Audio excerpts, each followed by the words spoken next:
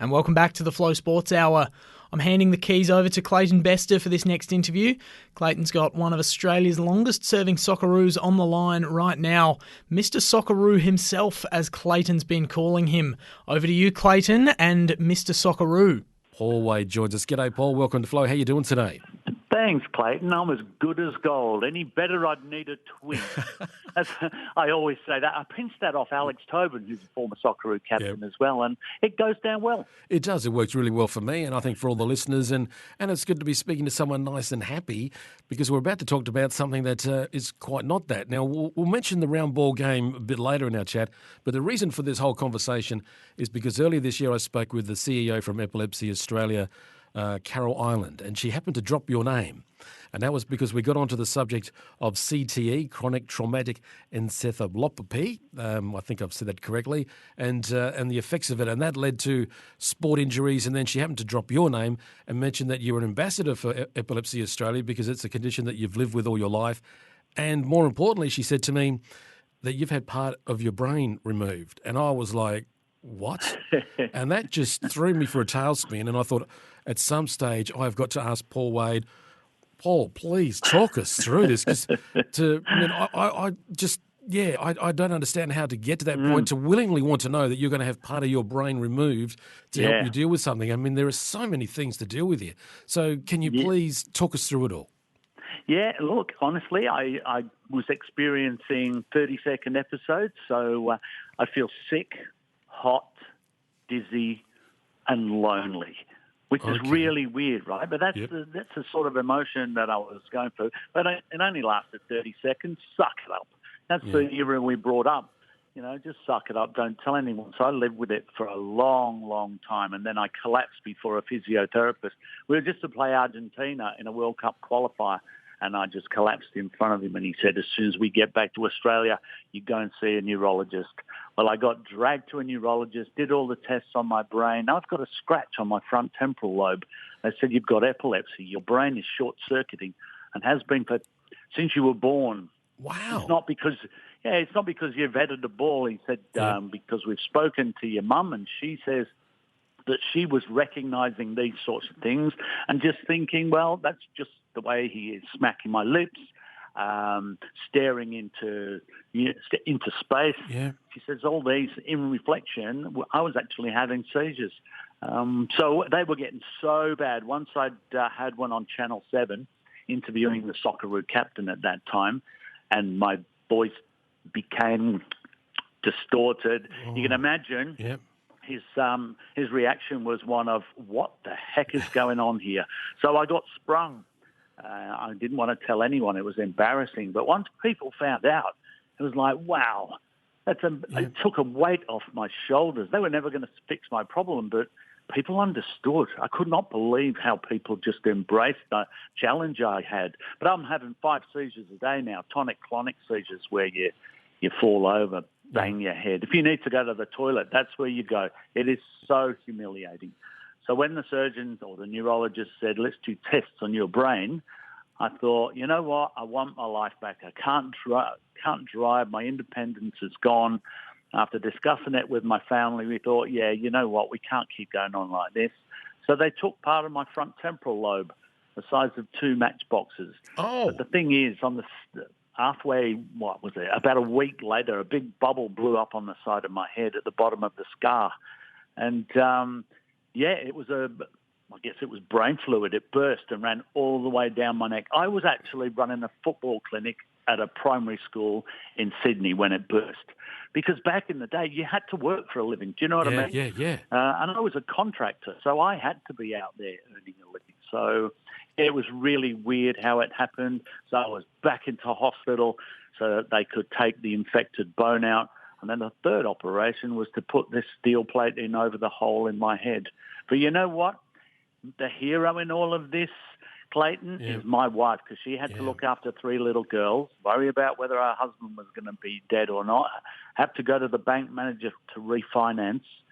So it is one massive story, but it's got a good ending because I don't have any seizures anymore, and I get to openly talk about it with people like you. And I'm so thankful that we're able to do that, but I've got a myriad of questions, and the first one that pops into my head, How are you able to play sport at an elite level having these seizures? Being out there on the field, it just baffles me how you were able to do that. Yeah, isn't it interesting? I wonder if I'd known I had epilepsy, because I didn't get selected to play for anyone until I was 23. Oh. When Frank Arrock, the national team coach, said, yeah, all right, have a go in midfield. But, I wonder if at the age of 16, 17, when I wasn't being selected to play for Victoria, would my mindset have changed? Yeah. Because I didn't know, it was like, right, the next performance has got to be better.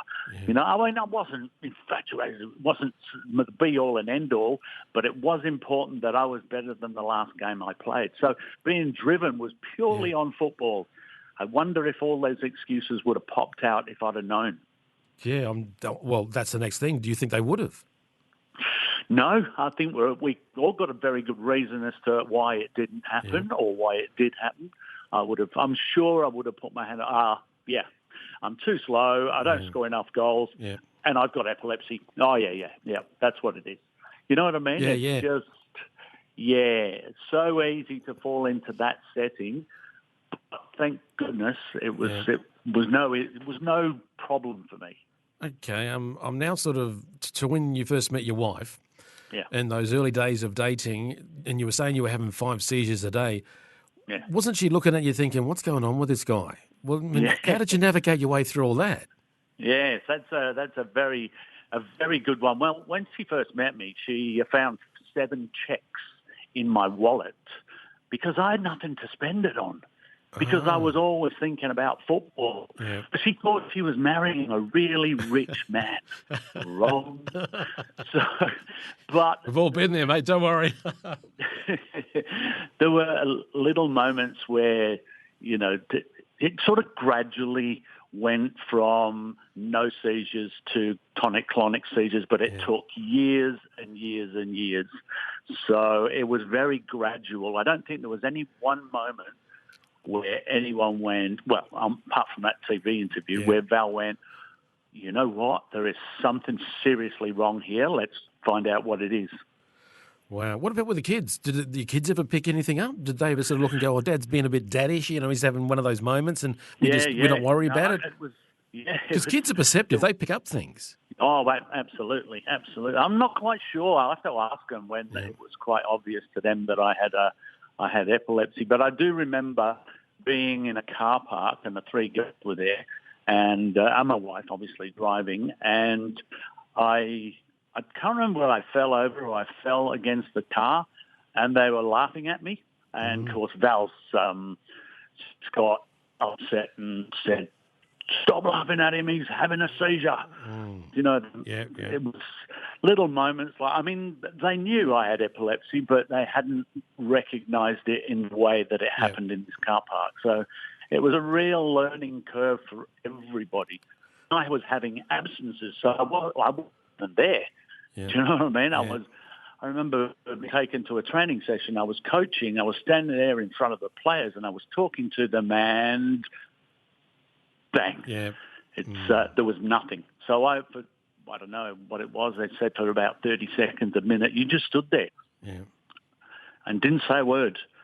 And we all thought, wow, what's happening? So when I came out of this seizure, I'm looking at them, looking at me, thinking, what are you lot looking at? If that makes Yeah. Paul, when it came to sitting with your doctors and they were saying to you about having this operation to remove part of your brain, what was the process? Because I would be leaning more to, no, we're not doing that sort of thing because of all the things that could go wrong. But I mean, that must be one of the most courageous things I've heard someone sort of talk about, to actually willingly go through that. So what was just going through that to get to that eventual decision that, yes, I'm going to do this? How did you get to that point? Well, when the neurologist said, look, we'll do all these tests and see if we can identify exactly where the part of the scratch is on your brain, and we can see if we can take it out. So there were loads of tests. And in fact, one of the people at Epilepsy Action Australia, they were with me when I was in hospital, and they stopped my medication. they had to bring on a seizure, and then as soon as a seizure was happening, inject me with whatever, some dye to try and identify exactly where the moment is in my brain when I'm having a seizure. So, when you're sitting there for, 24 hours, people were coming in and out and taking turns to sit with me because it had to be right when I was having a seizure. Yeah, so there was some little things like that, and they said, look, 99% sure we can do this. I mean, there's obviously all dangers with every operation. You could die, you could be paralysed, you could go blind.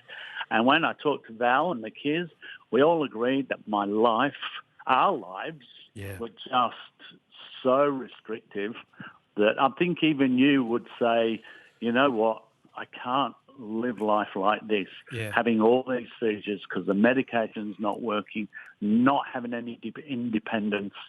It was quite an easy decision at the end, to tell you the truth, Clayton. Well, during the operation, did they put you under or were you awake? Because I've heard with brain operations, they keep you awake.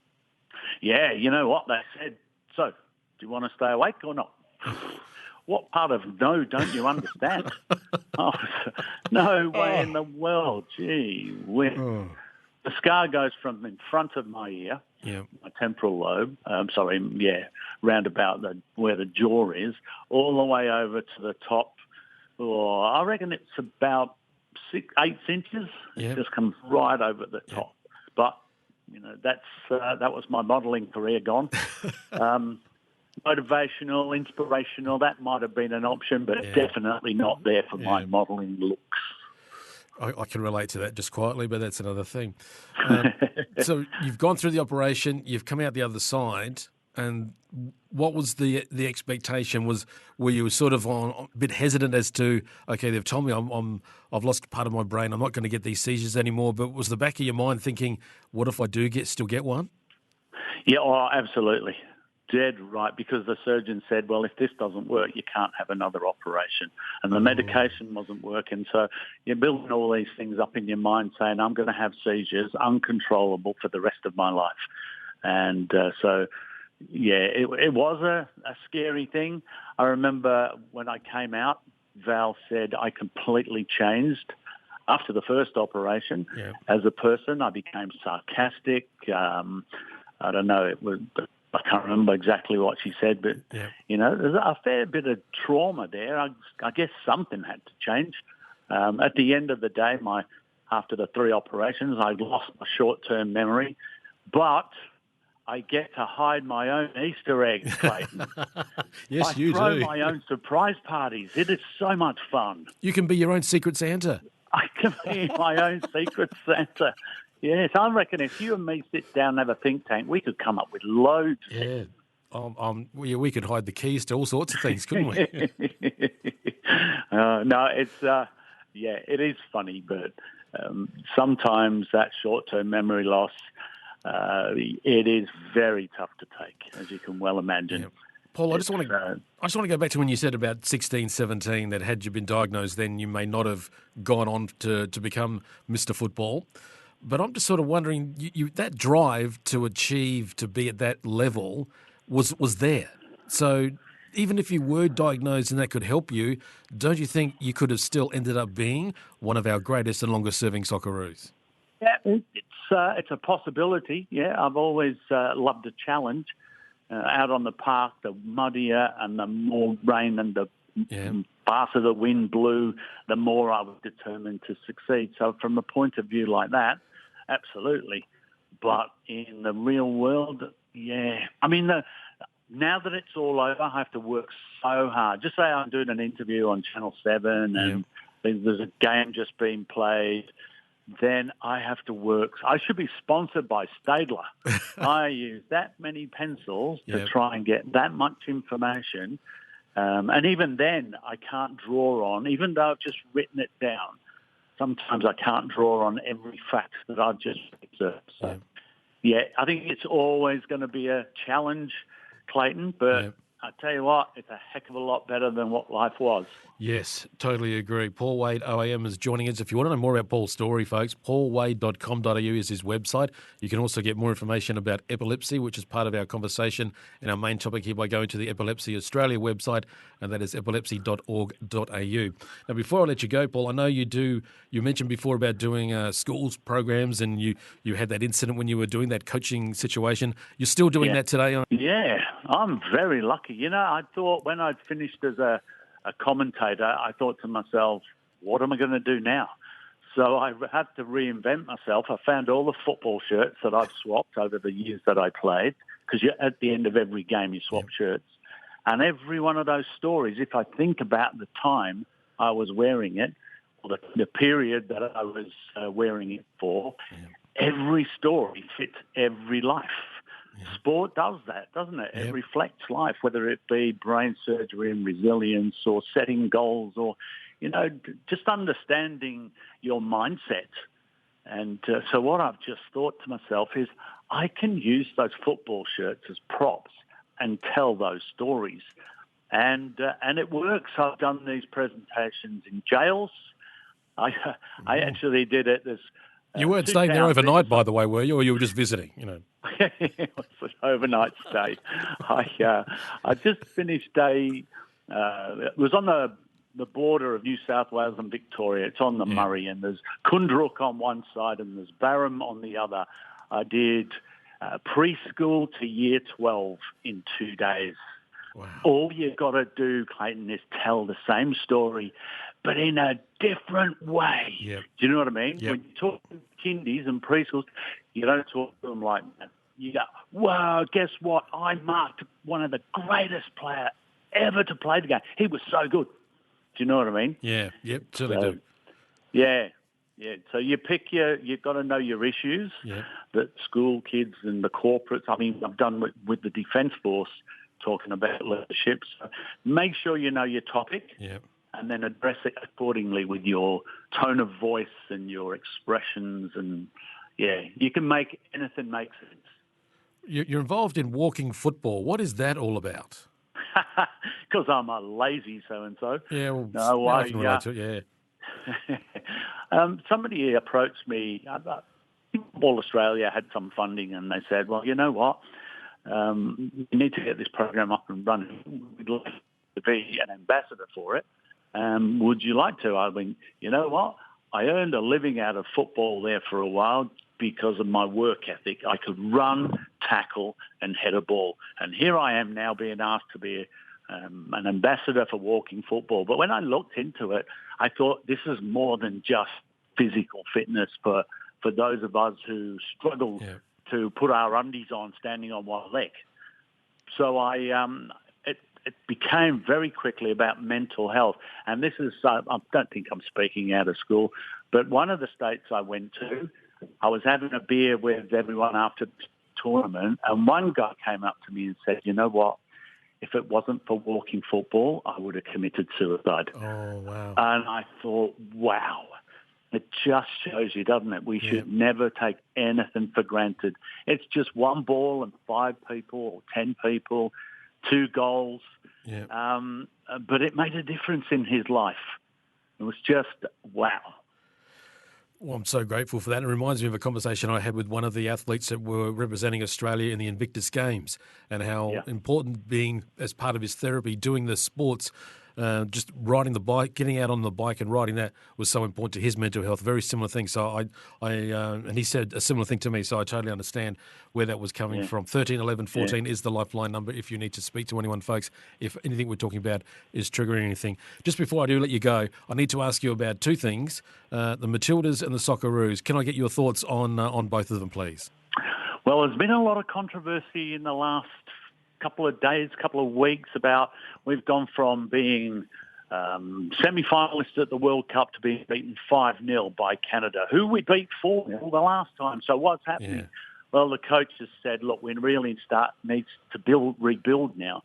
So I get it, but to throw so many youngsters, inexperienced people into a football team against a reigning gold medalist, that was a bit of suicide, if I can use that term. So, but you know what? It doesn't matter.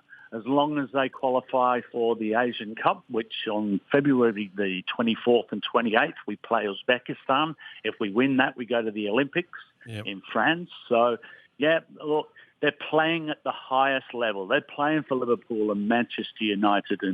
And you just go, wow, girls, that is amazing. The Socceroos, I tell you what, there's been a lot of pressure on Graham Arnold over the years. But if you look up the stats of Graham Arnold's career, you just think, wow, he is very, very special. Not just as a knowledge of football, but he knows how to fire players up or get them to work as a team. I played with him for a long time, so I know his character, but he's making sure that it works as a coach as well. Really good man-manager. Your comments have made me feel much more confident because I was just a bit concerning about our respective coaches, and I feel much better now talking to you. You've just eased my mind. You've eased it because I guess because we just want to see them do so well. And so you do, when you do lose 5-0, you think, what's going on here? But sort of standing back and getting your comments, I think, well, it was only a friendly, and you've got to blood these players somehow, and maybe throwing them in the deep end of the swimming pool, you find out if they can swim or not. So totally. I get all that. I get all that. Paul, where's the future for you? Is life good now? Everything's going okay? You're managing everything? You're doing all right? Yeah, I am. I'm obviously going to need a lot of help, and this is where my wife does all the planning and organising because my memory is shot. Do you know what I mean? Yeah. My short-term memory, there's been a number of times where I could have lost big jobs because I'd forgotten to do whatever. And I write it down, but I forget to look at what I wrote down. And we all have challenges. And it gets me upset sometimes.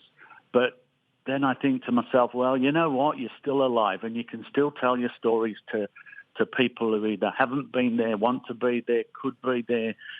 So I'm very, very lucky in so many ways, but challenged as well still. Yeah. I've got so many great stories. Can I tell you a couple of lines from this story that I've memorized? Go for it. Well, you know the story of Cinderella. Goes to the fancy ball, falls in love with a handsome prince. I've changed the letters around. It's called a spoonerism. Ready? Yeah. Once upon a time in a foreign country. Does that make sense? Foreign country? Yep. There lived a very beautiful girl. Her name was Rinda Seller. Rinda's worked hard, weaning Clindos.